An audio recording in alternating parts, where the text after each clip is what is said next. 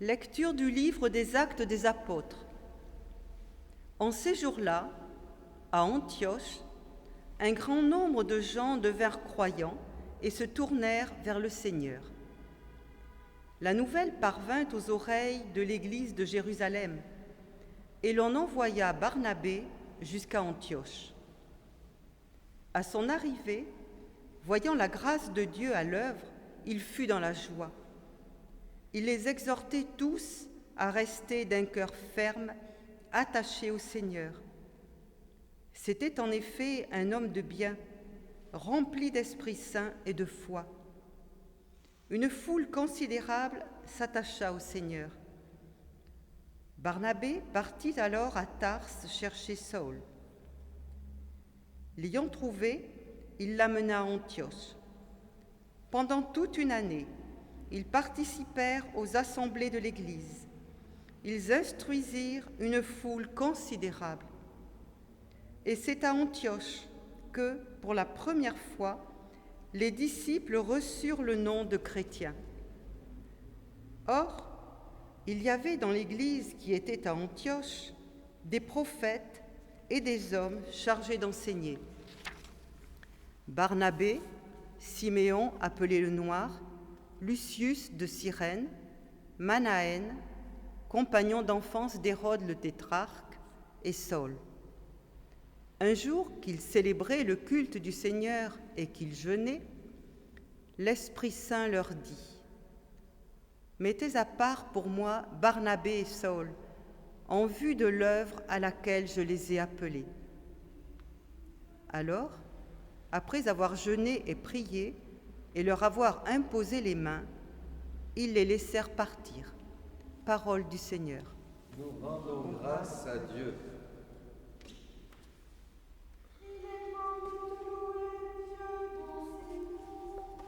Il est bon de te louer, Dieu, dans Sion. Chantez au Seigneur un chant nouveau, car il a fait des merveilles.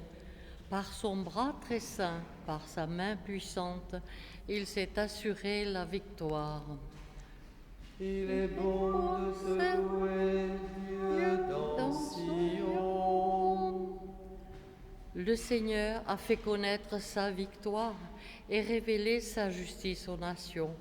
Il s'est rappelé sa fidélité, son amour en faveur de la maison d'Israël. Il est bon de te louer, Dieu, dans Sion. La terre tout entière a vu la victoire de notre Dieu. Acclamez le Seigneur, terre entière, sonnez, chantez, jouez. Il est bon de te louer, Dieu, dans Sion. Jouez pour le Seigneur sur la cithare et tous les instruments, au son de la trompette et du cor. Acclamez votre roi, le Seigneur. Il est bon de te louer, Dieu, dans Sion. Alléluia, alléluia, alléluia, alléluia, alléluia, alléluia, alléluia, alléluia, alléluia, alléluia. Allez, de toutes les nations, faites des disciples, dit le Seigneur. Moi, je suis avec vous tous les jours jusqu'à la fin du monde. Alléluia, alléluia, alléluia, alléluia, alléluia, alléluia, alléluia, alléluia, alléluia.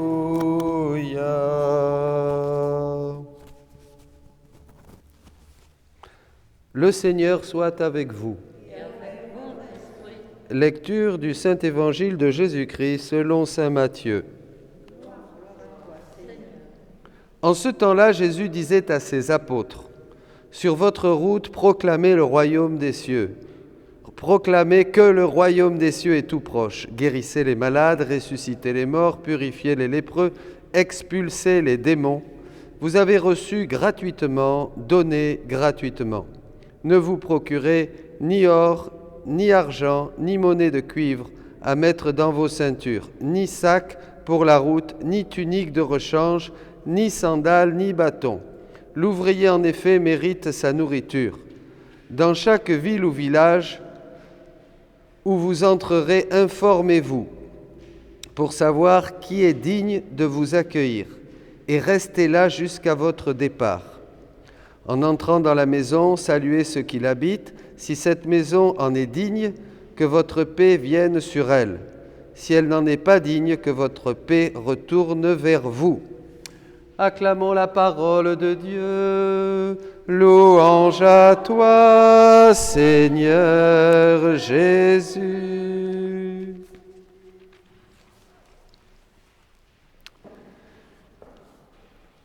Nous fêtons Saint Barnabé, apôtre, ami de Paul.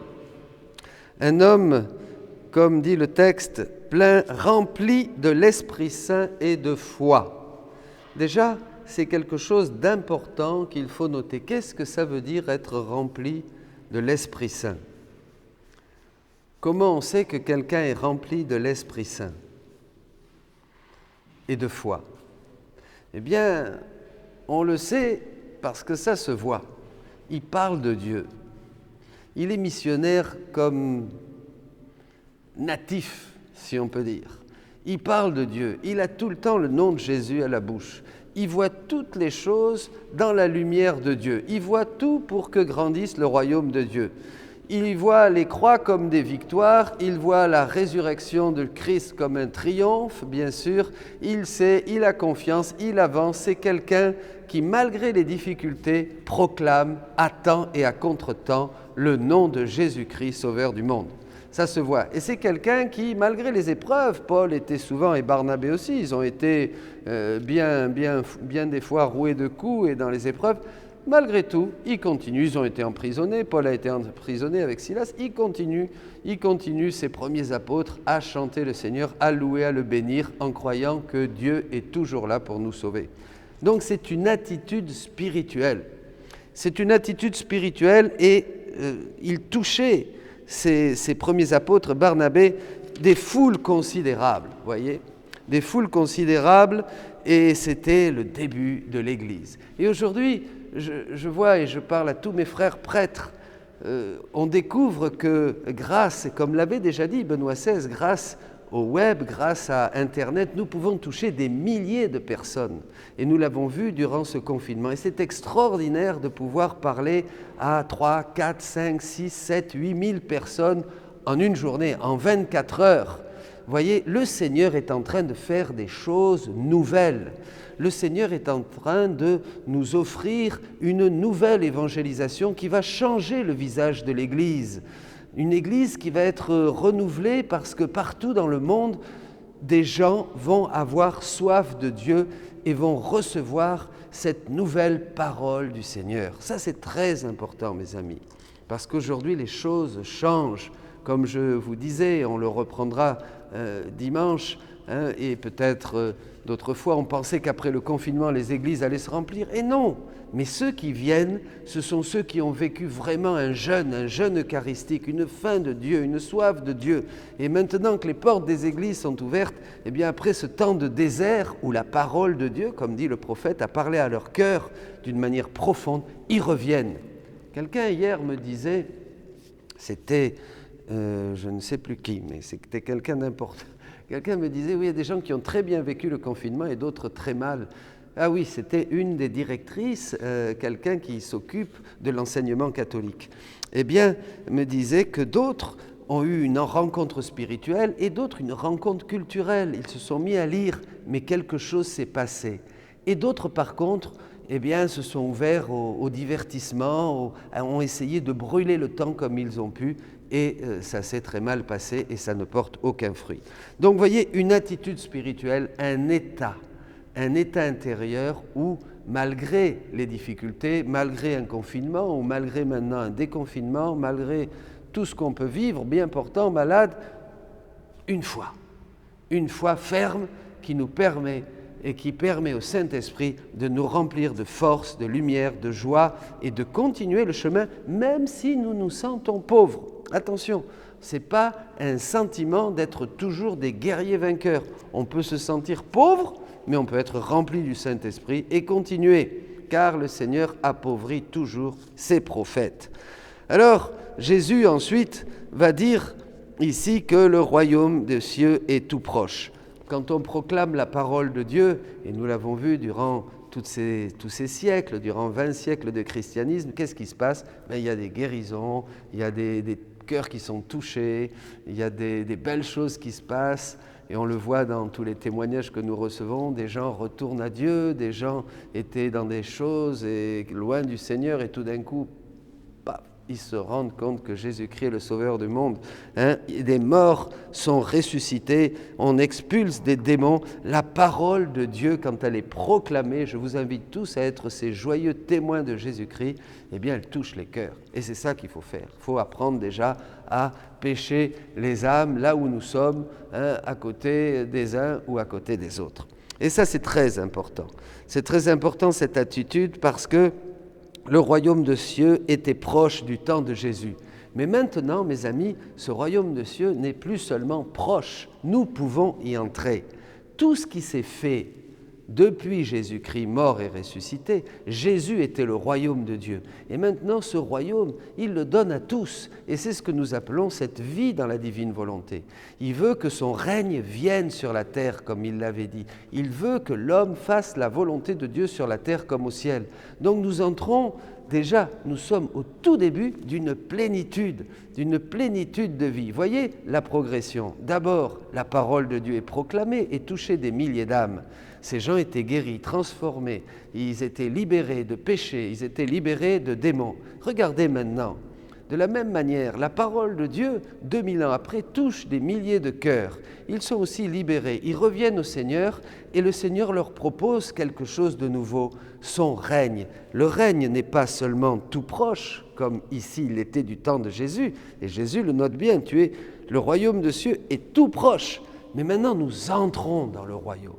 Ce n'est plus seulement Jésus qui est seul, proche de chacun de nous. Lui, le royaume de Dieu fait chair, si on peut dire. Mais maintenant, Jésus devient roi des rois. Vous vous rappelez dans l'Apocalypse, le roi des rois. C'est-à-dire que ce royaume a des sujets, il a un régime, il a des lois, si on peut dire. C'est le royaume de Dieu, où nous partageons les biens de Dieu, où nous avons une communauté de biens avec les dieux. Nous partageons et nous recevons ces attributs pour agir avec Dieu partout, en toutes choses, en tout lieu. Voyez, l'homme retrouve sa vocation. Jésus est venu, Jésus est né, Jésus nous a guéris, Jésus nous a libérés, Jésus nous a dit le royaume des cieux est tout proche. Et maintenant, 2000 ans après, Jésus nous dit le royaume des cieux est à vous. Entrez, prenez, servez-vous. C'est ce que nous vivons aujourd'hui. Ça, c'est le message que tous nous devons donner, comme ces missionnaires, ces apôtres de la rédemption, ces missionnaires de Jésus-Christ, mort et ressuscité. Eh bien aujourd'hui, soyez missionnaires de la divine volonté en enseignant, en annonçant que Dieu est au milieu des créatures, que son royaume est au milieu des créatures. Amen. Alléluia. Soyez bénis.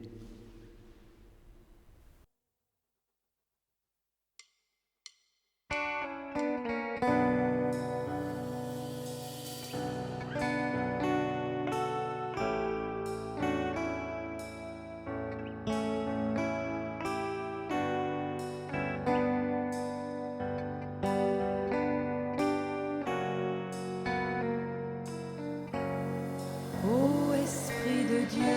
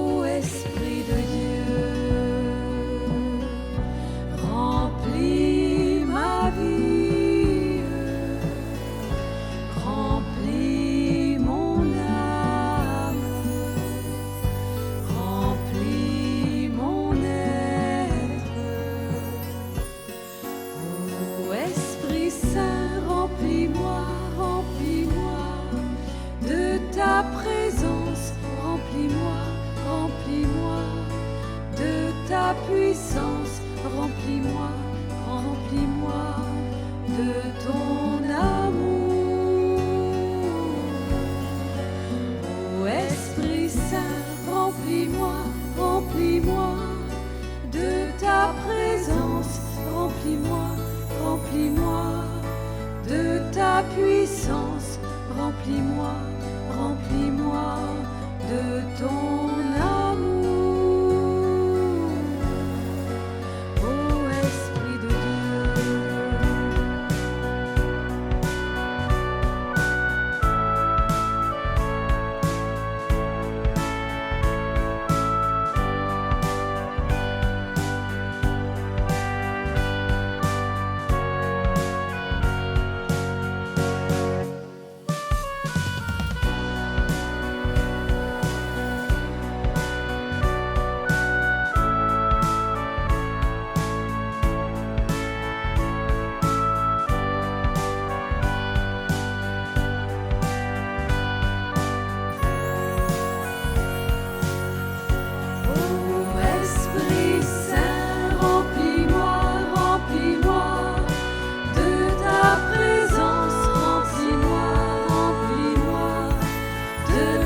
puissance, remplis-moi, remplis-moi de ton amour.